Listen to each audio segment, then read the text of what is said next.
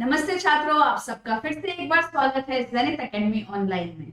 आज हम करने जा रहे हैं सीबीएसई क्लास 10 की पाठ्य पुस्तक स्पर्श से एक कविता मनुष्यता, जिसके कवि है मैथिली शरण गुप्त। ये सीबीएसई क्लास 10 हिंदी बी की पाठ्य पुस्तक में से है।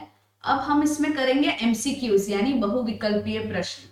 तो आइए देखते हैं मनुष्यता पाठ के बहुविकल्पीय प्रश्न। तो बच्चों, मैं आपको बता दूं कि मैंने इस बुक से इसके एमसीक्यूज लिए हैं। तो ये सीबीएसई की चैप्टर वाइज ऑब्जेक्टिव और सब्जेक्टिव बुक्स है। तो जो आपका चैप्टर है मनुष्यता, ठीक है, आपकी जो पोएम है मनुष्यता, उसके बहुविकल्पीय प्रश्न है इस बुक में। बहुविकल्पीय प्रश्न के साथ साथ शब्दों के अर्थ है। फिर इसमें है पद्यांशों की व्याख्या, पद्यांश पर आधारित बहुविकल्पीय प्रश्न, फिर पद्यांश पर आधारित अन्य प्रश्न, और फिर पाठ से संबंधित प्रश्न उत्तर। तो ये सभी चीजें बहुत डिटेल में यहाँ दी गई है। साथ ही साथ परियोजना कार्य, योग्यता विस्तार और एवं अन्य परीक्षोपयोगी महत्वपूर्ण प्रश्नोत्तर भी दिए गए हैं। तो इस बुक की लिंक मैं आपको डिस्क्रिप्शन बॉक्स में डाल दूंगी। तो आइए स्टार्ट करते हैं बहुविकल्पीय प्रश्न पाठ मनुष्यता के। तो कवि ने कैसी मृत्यु को वर्ण करने योग्य माना है? ठीक है, तो ये हमारा पहला प्रश्न है। कवि ने कैसी मृत्यु को वर्ण करने योग्य माना है? वृथा मृत्यु को, पशु समान मृत्यु को, अविस्मरणीय मृत्यु को, या निस्वार्थ हेतु आई मृत्यु को? तो इसका उत्तर है अविस्मरणीय मृत्यु को। अविस्मरणीय मृत्यु को वर्ण करने के लिए कहा गया है। ठीक है, तो मैं यहाँ अपना इंक चालू कर देती हूँ। अविस्मरणीय मृत्यु को। दूसरा प्रश्न, कौन मरकर भी नहीं मरता है? जो दूसरों के लिए मरता है, या जो अपने लिए जीता है जिसमें पशु प्रवृत्ति हो, या जो वृथा जिए? तो इसका उत्तर है जो दूसरों के लिए मरता है। समस्त सृष्टि किसकी पूजा करती है? जो कृतार्थ भाव मानता हो, या जो समस्त संसार को अपना मानता हो, जिसके मन में परोपकार की भावना न हो, या जो मनुष्य हो? तो इसका उत्तर है जो समस्त संसार को अपना मानता हो। तो समस्त सृष्टि उसी की पूजा करती है। ठीक है बच्चों, राजा उशीनर क्यों प्रसिद्ध है? क्योंकि वह स्वयं भूखा रहकर दूसरों को भोजन कराने के लिए, या अपनी हड्डियों का दान करने के लिए, या अपने शरीर का मांस दान करने के लिए, या शरीर का चर्म दान करने के लिए? तो अगर आपने कविता बहुत अच्छी तरीके से पढ़ी है तो आप तुरंत उत्तर दे पाएंगे कि उन्होंने अपने शरीर का मांस दान किया था। बच्चों, इस कविता की व्याख्या पढ़ने के लिए या डिटेल्ड एक्सप्लेनेशन पढ़ने के लिए यहाँ ऊपर क्लिक करें। डिस्क्रिप्शन बॉक्स में भी मैं लिंक दे दूंगी जहां मैंने मनुष्यता पोएम को बहुत डिटेल में समझा। कवि ने मनुष्यता के लिए क्या संदेश दिया है? परोपकार और अच्छे कर्म ही मनुष्यता की पहचान है, या अपना भला करना ही हमारा कर्तव्य है, या ईश्वर का स्मरण करो, या परोपकार व्यर्थ का कार्य है? तो इन चारों में से कवि ने मनुष्यता के लिए क्या संदेश दिया है बच्चों? जी हाँ, परोपकार और अच्छे कर्म ही मनुष्यता की पहचान है। तो आपको ऑप्शन, सभी ऑप्शंस बहुत अच्छी तरीके से पढ़ने हैं और फिर एक विकल्प चुनना है। आइए नेक्स्ट क्वेश्चन पे जाते हैं। कविता के अनुसार किसने समाज कल्याण के लिए विरुद्धवाद को स्वीकार किया था? ठीक है, किसने समाज कल्याण के लिए विरुद्धवाद को स्वीकार किया था? महात्मा बुद्ध ने, या राजा उशीनर ने, या दधीची ने, या रंतिदेव ने? तो इसका उत्तर है महात्मा बुद्ध ने। तो बच्चों, बहुत ही ध्यान से आपको कविता पढ़नी होगी क्योंकि कविता में बाकी सभी का भी वर्णन किया गया है। बट प्रश्न क्या है कि किसने समाज कल्याण के लिए विरुद्धवाद को स्वीकार किया था? ठीक है, विरुद्धवाद का क्या अर्थ है? मन के अंदर की बुराइयों का विरोध, या समाज में व्याप्त दया का विरोध, या परहित यानी दूसरों के हित के लिए पुरानी मान्यताओं का विरोध, या उपयुक्त सभी? तो इसका उत्तर है परहित के लिए पुरानी मान्यताओं का विरोध। ठीक है, पुरानी मान्यताओं का विरोध करना। कविता में त्रिलोकनाथ शब्द किसके लिए प्रयुक्त हुआ है? ईश्वर के लिए, महात्मा बुद्ध के लिए, मनुष्य के लिए, या दीन बंधु के लिए? इसका उत्तर है ईश्वर के लिए। तो ईश्वर के लिए त्रिलोकनाथ शब्द का प्रयोग किया गया है। मनुष्य मात्र बंधु है का क्या आशय है, मतलब क्या अर्थ है? सभी एक साथ चले, ये सभी मनुष्य मित्र है, ये सभी बुद्धिमान है, या इनमें से कोई भी नहीं? तो इसका उत्तर है सभी मनुष्य मित्र है। ठीक है, मनुष्य मात्र बंधु है। परस्परावलंब से उठो तथा बढ़ो, सभी का आशय स्पष्ट कीजिए। तो परस्परावलंब का क्या अर्थ है, मतलब इस पूरे सेंटेंस का क्या मतलब है? अपने सहारे आगे बढ़ो, एक दूसरे को पीछे छोड़कर आगे बढ़ो, या एक दूसरे का सहारा लेकर सभी आगे बढ़ो, या आगे बढ़ने के लिए किसी का सहारा मत लो। तो इसका उत्तर है एक दूसरे का सहारा लेकर सभी आगे बढ़ो। ठीक है, तो परस्पर का अर्थ आपको ऑलरेडी पता है, आपस में एक दूसरे का। ठीक है, परस्परावलंब से उठो तथा बढ़ो सभी, मतलब एक दूसरे का सहारा लेकर सभी उठो और आगे बढ़ो। कविता के अनुसार हमें किस तरह का बनकर रहना चाहिए? एक दूसरे के काम आने वाला बनकर, अपने काम को पूरा करने वाला बनकर, काम ना करने वाला बनकर, या सभी मुसीबतों को बढ़ाने वाला बनकर? तो इसका उत्तर है एक दूसरे का काम आने वाला बनकर। ठीक है, तो इसका उत्तर है क। हम आगे जाते हैं। अनंत अंतरिक्ष में कौन खड़े हैं? अनंत देव, अनंत दैत्य, अनंत व्यक्ति, या अनंत देवियां? तो इसका उत्तर है अनंत देव, क इसका उत्तर है। चलो अभीष्ट मार्ग में सहर्ष खेलते हुए, इन पंक्तियों के आधार पर बताइए कि हमें अपने अभीष्ट मार्ग पर कैसे चलना चाहिए। गरजते हुए, बिना सोचे विचारे, प्रसन्नता पूर्वक, या सोच विचार कर? तो इसका उत्तर है प्रसन्नता पूर्वक, क्योंकि यहीं पे लिखा हुआ है सहर्ष खेलते हुए, हर्ष के साथ, यानी प्रसन्नता पूर्वक। ठीक है, प्रश्न 14, सभी समर्थ भाव है कि तारता हुआ तरे का आशय क्या है? ईश्वर पर विश्वास रखते हुए आगे बढ़ना चाहिए, सोच विचार कर आगे बढ़ना चाहिए, चिंता मुक्त होकर आगे बढ़ना चाहिए, या दूसरों का कल्याण करते हुए आगे बढ़ना चाहिए? तो इसका उत्तर है दूसरों का कल्याण करके। देखिए, तभी समर्थ भाव है कि तारता हुआ तरे। ठीक है, सभी का कल्याण करते हुए आगे बढ़ना चाहिए। उदार व्यक्ति की क्या पहचान होती है? ओके, उदार व्यक्ति कैसा होता है? जो स्वार्थी होता है, जो ईश्वर पर अटूट विश्वास रखे, जो सोच समझकर कार्य करे, या जो सभी को अपना मानते हुए सबका कल्याण करे? ठीक है, तो इसका उत्तर आखिरी वाला ही है, जो सभी को अपना मानते हुए सबका कल्याण करे। मनुष्य को किस प्रकार का जीवन व्यतीत करना चाहिए? परोपकार का जीवन, परावलंबी जीवन, उलझन पूर्ण जीवन, या चिंता मुक्त जीवन? ठीक है, तो ऑब्वियसली उलझन से भरा हुआ जीवन तो हमें नहीं चाहिए होगा। ठीक है, और चिंता मुक्त जीवन भी नहीं। इसका उत्तर है परोपकार का जीवन। ओके, कवि ने पशु समान प्रवृत्ति किसे कहा है? जो परोपकार करता है, जो पशु बनकर घूमता है, जो दूसरों के लिए जीता है, या जो स्वार्थी है?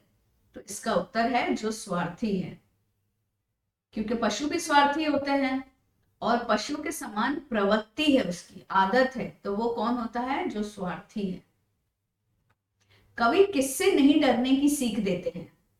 परोपकार से, मृत्यु से, ज्ञानी से, या अज्ञानी से? तो इसका उत्तर है मृत्यु से नहीं डरने को कहते हैं। प्रथम दो पंक्तियां ही कविता की बताते हैं कि मृत्यु से नहीं डरना चाहिए, क्योंकि मृत्यु तो सबको आनी है। कवि ने किस प्रकार के लोगों को भाग्यहीन माना है? भाग्यहीन मतलब जिनके भाग्य में कमी हो। ठीक है, जिसमें अधीरता का भाव हो, जिसमें परोपकार का भाव हो, जिसमें विरुद्धवाद हो, जो परंपराओं को ना मानता हो। तो इसका उत्तर है जिसमें अधीरता का भाव हो। ठीक है बच्चों, अगर आपको कविता बहुत अच्छी तरीके से समझनी है तो डिस्क्रिप्शन में जाके आप देख सकते हैं, लिंक दिया है मैंने वीडियो का, जहां बहुत अच्छी तरीके से इस कविता को समझाया गया है। साथ ही साथ मैंने इस बुक का भी लिंक दे रखा है। तो इस बुक में भी बहुत ही अच्छी तरीके से व्याख्या दे रखी है, सभी प्रश्न दे रखे हैं।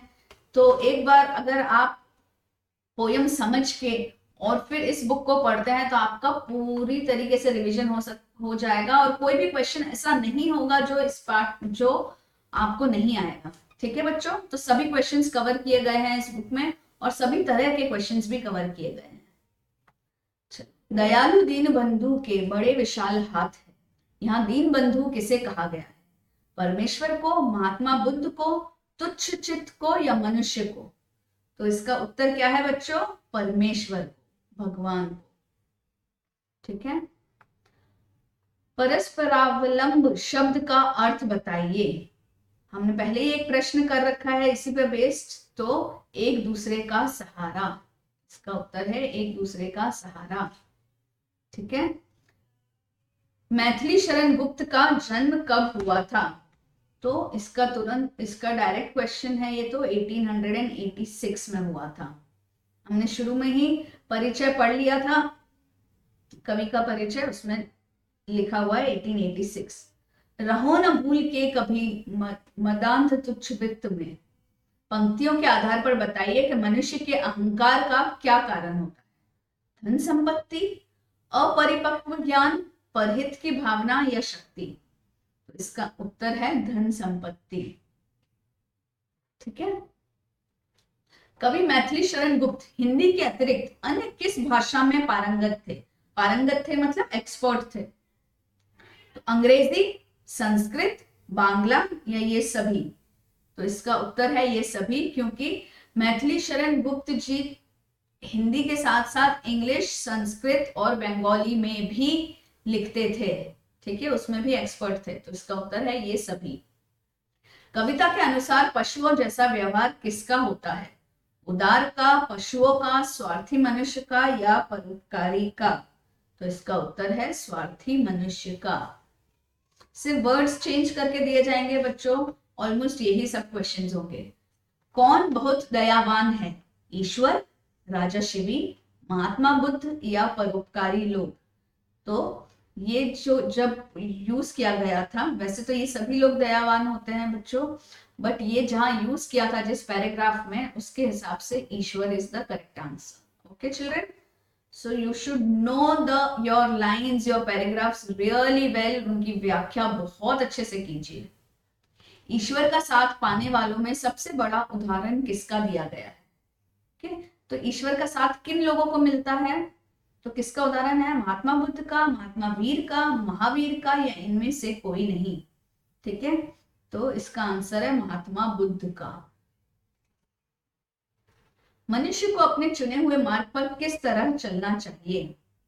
ठीक है, मनुष्य को अपने चुने हुए मार्ग पर किस तरह चलना चाहिए? सहर्ष, खुशी से, है ना? हमने ये भी पहले किया था। तो इसका उत्तर है सहर्ष यानी खुशी से। देवता किसे गोद में लेंगे? फूलों को, तारों को, बुरे लोगों को, या परोपकारी या अच्छा काम करने वालों को? ठीक है, तो इसका उत्तर तो बहुत ही क्लियर है, परोपकारी या अच्छा काम करने वालों को देवता गोद में लेंगे। आकाश में कौन खड़ा है? तारे, चांद, सूरज, या असंख्य देवता? तो वैसे तो सभी खड़े हैं, बट इस कविता और इस पर्टिकुलर पैराग्राफ के हिसाब से असंख्य देवता का करेक्ट आंसर है। हमें किन बातों का घमंड नहीं करना चाहिए? संपत्ति पर, यश पर, अपनों पर, या सभी पर? ठीक है, तो सभी पर। हमें इनमें से किसी भी बातों पर घमंड नहीं करना चाहिए। ठीक है, अपनी धन संपत्ति पर भी नहीं करना चाहिए, अपने लोगों पर भी नहीं करना चाहिए, यश यानी जो आपकी कीर्ति है उस पर भी नहीं करना चाहिए, आपकी जो पॉपुलैरिटी है उस पर भी नहीं करना चाहिए। ठीक है, तो हमें इन सभी बातों पर घमंड नहीं करना चाहिए। कबूतर को बचाने के लिए अपना मांस किसने दिया था? तो अगर आपको ये पैराग्राफ बहुत अच्छे से पता है, आपको ये कविता और इसमें जो इंसिडेंट बताया है वो बहुत अच्छी तरीके से पता है, तो आप उत्तर तुरंत दे सकते हैं। ठीक है, चलिए। रंतिदेव ने कब आखिरी भोजन की थाली दान में दी थी? जब शादी में थे, बातें करते हुए, कविता लिखते हुए, या जब वो भूख से परेशान थे? तो इसका उत्तर है जब वह भूख से परेशान थे। ठीक है। कवि ने असली मनुष्य किसको माना है? जो संसार को भाईचारे के भाव में मानता है, जो दूसरों की चिंता करता है, जो दया और परोपकारी भाव रखता है, या उपयुक्त सभी? ठीक है। तो हमने सभी अलग अलग पैराग्राफ्स में पढ़ा था कि असली मनुष्य कौन है। तो वह भी है जो संसार को भाईचारे के भाव में मानता है, जो दूसरों की चिंता करता है, जो दया और परोपकारी भाव रखता है। तो इसका उत्तर होगा उपयुक्त सभी। ठीक है, इसका उत्तर होगा उपयुक्त। उपयुक्त मतलब ऊपर लिखे गए, ऊपर वाले सभी, ऑल द अबव। ओके। महाविभूति का क्या अर्थ है? बहुत बड़ा सागर, बहुत बड़ा धन, बहुत बड़ा व्यक्ति, या देश का राजा? तो इसका अर्थ है बहुत बड़ा धन, महाविभूति। तो बच्चों ये थे प्रश्न, कुछ प्रश्न इस कविता से, मनुष्यता से। तो इस बुक से मैंने ये प्रश्न लिए हैं। तो यहाँ पर बहुत अलग तरीके के प्रश्न भी हैं। यहाँ पद्यांश पर आधारित बहुविकल्पीय प्रश्न भी है अलग से, जो कि पर्टिकुलर पैराग्राफ के बेस्ड है। पाठ से संबंधित प्रश्न उत्तर भी है।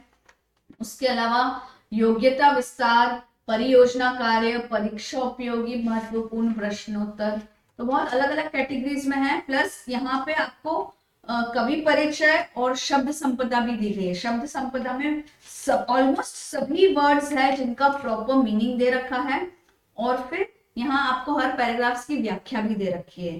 तो you can consider buying this book. मैंने लिंक डिस्क्रिप्शन में लिंक दे रखी है। तो इसी तरीके से मैं सभी हिंदी बी के सभी चैप्टर्स, सभी पोएम्स के आपको एमसीक्यूज या परीक्षा उपयोगी प्रश्न देती रहूंगी।